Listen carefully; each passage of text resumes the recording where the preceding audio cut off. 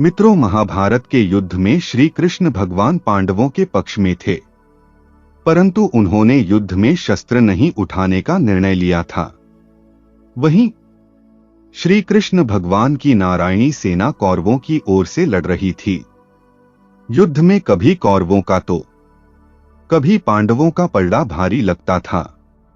महाभारत के युद्ध में कुरुक्षेत्र की रणभूमि पर श्री कृष्ण भगवान ने प्रत्यक्ष रूप से शस्त्र नहीं उठाए, लेकिन अर्जुन का सारथी बनकर श्री कृष्ण भगवान युद्ध भूमि में अर्जुन का मार्गदर्शन करते रहे।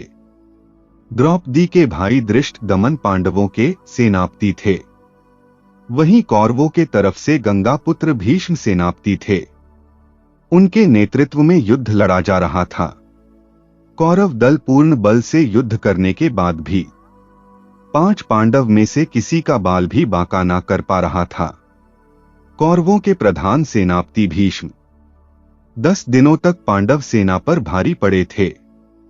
प्रतिदिन भीष्म हजारों सैनिकों को मार रहे थे, परंतु दुर्योधन भीष्म पितामह पर कहीं ना कहीं संदेह कर रहा था। उसे लग रहा था कि पितामह भीष्म जान बूझकर पांडवों का साथ देते हैं और उन्हें मारना नहीं चाहते हैं।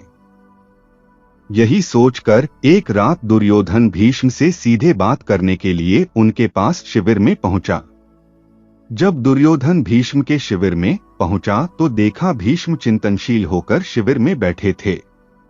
यूं आधी रात को दुर्योधन को अपने शिविर में प्रवेश करते देख भीष्म हैरान हुए।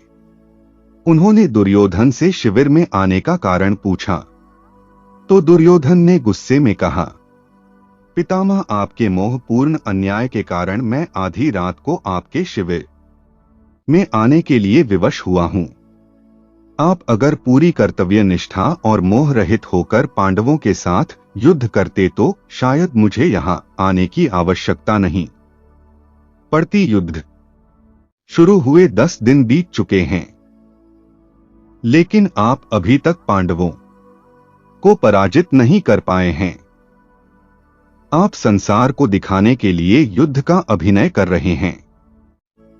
आप आज भी पांडवों से अति प्रेम करते हैं और आप मेरे सेनापति होते हुए भी पांडवों को युद्ध जीतते देखना चाहते हैं। अपने बारे में दुर्योधन के मुख से ऐसी बात सुनकर पितामह भीष्म बहुत दुखी हुए। दुर्योधन के मुख से कटु वचन सुनकर भीष्म ने दुर्योधन से पूछा, तुम क्या चाहते हो पुत्र? दुर्योधन ने कहा, पांडवों की मृत्यु, और इसके लिए आपको अपनी दिव्य शक्तियों का प्रयोग करना होगा। पितामह, भीष्म ने अपनी शस्त्र विद्या का प्रयोग करते हुए सोने के 5 अचूक तीर निकाले और इसे अभिमंत्रित करके बोले, दुर्योधन, तुम व्यर्थ में संदेह करते हो। इन बाणों से कोई नहीं बच सकता है। कल का दिन युद्ध का अंतिम दिन होगा। एक ही दिन में 5 पांडवों को इन बाणों से समाप्त कर दूंगा। फिर पांडवों के मरते ही युद्ध का परिणाम तुम्हारे पक्ष में होगा। पितामह भीष्म की बात सुनकर दुर्योधन प्रसन्न हुआ, लेकिन अगले ही क्षण उसके मन में पितामह भीष्म के प्रति संदेह उत्पन्न हो गया। कपटी दुर्योधन भीष्म की बातों को सुनकर प्रसन्न तो हुआ, परंतु अब दुर्योधन को भीष्म की बातों में भी छल कपट दिखने लगे। दुर्योधन ने भीष्म से कहा, पितामह, आपकी योजना बहुत अच्छी है, किंतु मुझे फिर भी संदेह हो रहा है कि आप इतनी जल्दी और आसानी से पांडवों को मारेंगे। हो सकता है आप मोहवश या प्रेमवश उन्हें ना मार पाएं। अतः आप इन बाणों को मुझे दे दें, मैं युद्ध भूमि में आपको यह 5 बाण दूंगा और आपको आपके कर्तव्य की याद दिलाऊंगा। तब आप पांडवों का वध मेरे सामने कीजिएगा। दुर्योधन की बात सुनकर पितामह भीष्म ने 5 अभिमंत्रित बाण दुर्योधन को दे दिए। दुर्योधन अपनी संभावित जीत पर बहुत खुश था। वह बाण लेकर अपने शिविर में चला गया। भीष्म के शिविर के पास पहरा दे रहे पांडवों के एक गुप्तचर ने सारी बातें सुन ली। उसने महाराज युधिष्ठिर को आकर सोने के बाण के बारे में सूचना दी। तब भगवान श्री कृष्ण भी वहीं थे। युधिष्ठिर ने भगवान श्री कृष्ण से कहा, हे गोविंद, पितामह के इन तीरों के प्रतिकार हम कैसे करें? इस बात को सुनकर श्री कृष्ण भगवान अर्जुन के शिविर में पहुंचे और अर्जुन को पूरी घटना बताई। श्री कृष्ण भगवान ने अर्जुन से कहा कि पार्थ, तुम्हें दुर्योधन से उन 5 बाणों को मांगना होगा। श्री कृष्ण भगवान की बात सुनकर अर्जुन ने अचंभित होकर पूछा, दुर्योधन भला वो तीर मुझे क्यों देगा? तब श्री कृष्ण भगवान ने अर्जुन को स्मरण दिलाया कि एक बार अर्जुन ने दुर्योधन को यक्ष और गंधर्व के हमले से बचाया था। तब दुर्योधन ने प्रसन्न होकर अर्जुन से कहा था कि वह कोई भी कीमती चीज दुर्योधन से मांग सकता है। उस दिन अर्जुन ने बात को टालते हुए दुर्योधन से कुछ नहीं मांगा था। अब वह समय आ गया है। अर्जुन को श्री कृष्ण भगवान की बात सुनकर सब स्मरण आ गया। युधिष्ठिर की आज्ञा से अर्जुन दुर्योधन के शिविर में पहुंचे।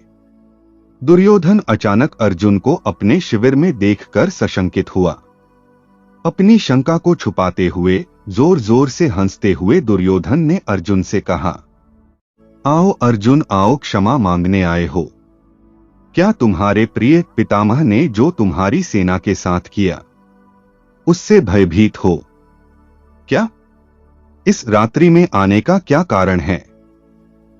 बताओ, क्या सहायता मांगने आए हो? अर्जुन ने कहा, भ्राता दुर्योधन, आपने सही समझा। अभी मैं आपसे याचना करने ही आया हूं, परंतु मेरे मांगने से पहले ही आप उसे देने के लिए विवश है। दुर्योधन हंसता हुआ बोला, मैं विवश हूं? अर्जुन याचक विवश होता है, दाता नहीं। परंतु कोई बात नहीं, अबोध अर्जुन, तुम मांगो। अर्जुन ने दुर्योधन से वह 5 बाण मांगे, लेकिन दुर्योधन ने अर्जुन को मना कर दिया। तब अर्जुन ने दुर्योधन को क्षत्रिय धर्म स्मरण कराते हुए उस घटना को बताया, कैसे अपनी प्राण रक्षा के बदले दुर्योधन ने अर्जुन को कोई भी बहुमूल्य वस्तु देने का वचन दिया था। दुर्योधन ने अर्जुन से कहा, तुम कुछ और मांग लो, मैं यह नहीं दे सकता। तब अर्जुन ने कहा, यदि आप अपने वचन को पूरा नहीं करना चाहते तो कोई बात नहीं भ्राता। अब आपके पास कुछ बहुमूल्य है भी तो नहीं जो मांगा जाए। सामर्थ्य के अभाव में आपको पितामह के बाणों की आवश्यकता भी है। ठीक है, मैं चलता हूं। अर्जुन के कटाक्ष से दुविधा में फंसे दुर्योधन ने कहा, रुको अर्जुन, किसके पास सामर्थ्य नहीं है? हम 100 हैं, तुम 5 हो। फिर न चाहते हुए भी दुर्योधन ने 5 बाण अर्जुन को दे दिए। अर्जुन उन दिव्य बाणों को प्राप्त कर अपने शिविर में आ गए। इस तरह भीष्म से बाण लेने की गलती दुर्योधन पर बहुत भारी पड़ी और पांडवों की मौत टल गई। महाभारत के युद्ध के अंत में पांडवों की जीत हुई। मित्रों, यदि जानकारी अच्छी लगी हो तो लाइक करें, कमेंट करें और चैनल को सब्सक्राइब करना ना भूलें। जय श्री राम, हर हर महादेव।